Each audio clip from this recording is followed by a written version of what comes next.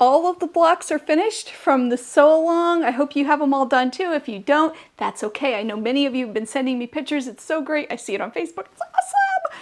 And if you're not sure what I'm talking about, you can check out my blog on this. And I have the video, I think it's day 3 of this event, Christmas Quilting, in July 2026, where I show how to make this. I also have a pattern, and if you're watching this after July 25th of 2026, you'll be able to get the pattern in my shop as well.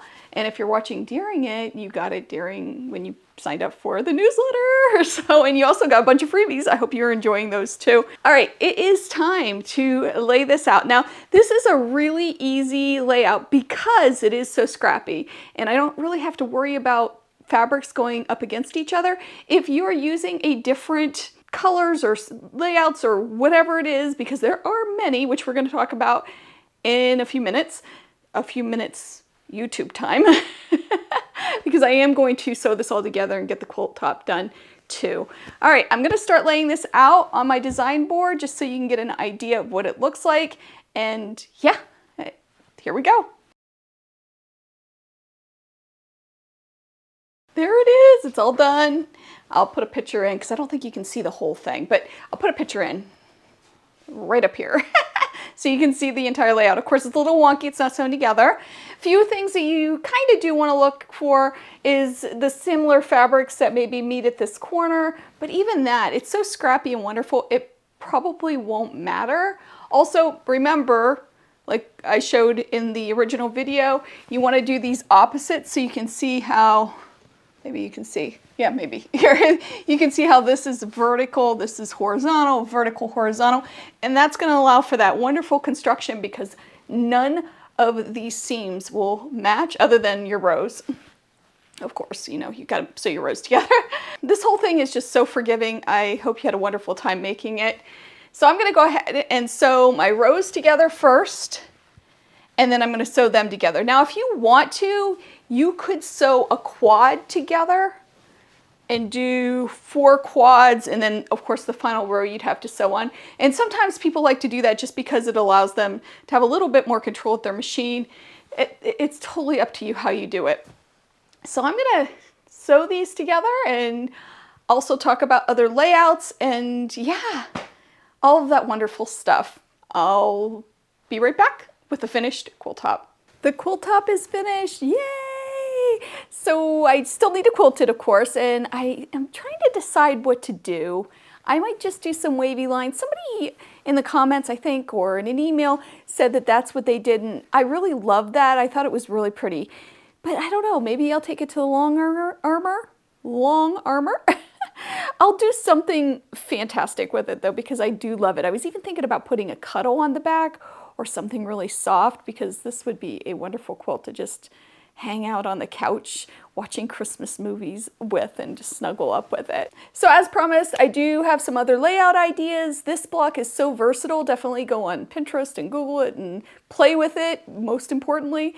So here is one design that you could do, and I kept this in gray because you can do all kinds of colors. Definitely play with it. This one I really like because the original name for this block is called Broken Log Cabin. No, it's not. It's called Broken Courthouse Steps, and this is the courthouse step block. So you can see how it isn't exactly like the courthouse step block, but it's very similar and has that same feel, and it can give you the same look when you put them together. Here's another one that I really like. I think this is really cool with the square because it's, you know, like a rectangle, so you could have some fun with that too. My second favorite, next to, of course, this one, is this layout, because this one is really cool when you put 4 together. So here are 4 together with this layout, and you can see how it really would give you the look of a log cabin. And then I'll even put a picture of, let's see, 1, 2, 3, so 16 together. You know how I am with that, 16 together, so you can get a full look at that, and turning that around is always fun too. And it's the exact same block, it's just it's the placement of the colors. You can also replace this middle here with a 4.5-inch square. You could do a half square triangle, you could do a theme, you could do fussy cut.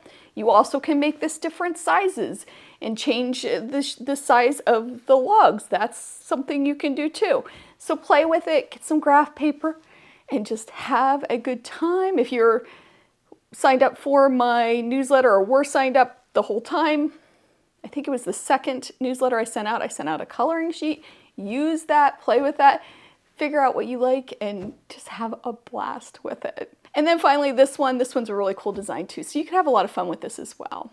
Now as for finishing the quilt itself, this measures, let me just double check, 48 by 60. If you use my pattern, you of course can add blocks, make it bigger, you can make it smaller, you can make a table runner, you can do all kinds of stuff with it, make pillows, lots of fun.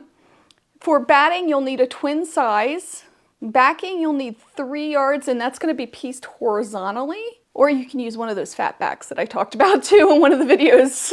You could do that too. And then for binding, if you're doing 2.5 inch wide strips, you'll need a 1/2 yard of fabric for the binding. So lots of possibilities, lots of fun. For Christmas quilts, I like to make them kind of on the small side because I wouldn't put them like on a bed or anything like this. This would be strictly for decoration or cuddling or both. So just a thought, if you're making it as a gift, you might want to think about that too. Of course, if you want to put it on a bed and put a Christmas quilt on a bed, go for it. That would be adorable as well. I just like this size, personally. Nice little fun size to snuggle up with. As always, I hope you have a wonderful day. I hope you take some time to sew, and I'll see you tomorrow for our very last installment of Christmas Quilting in July 2026.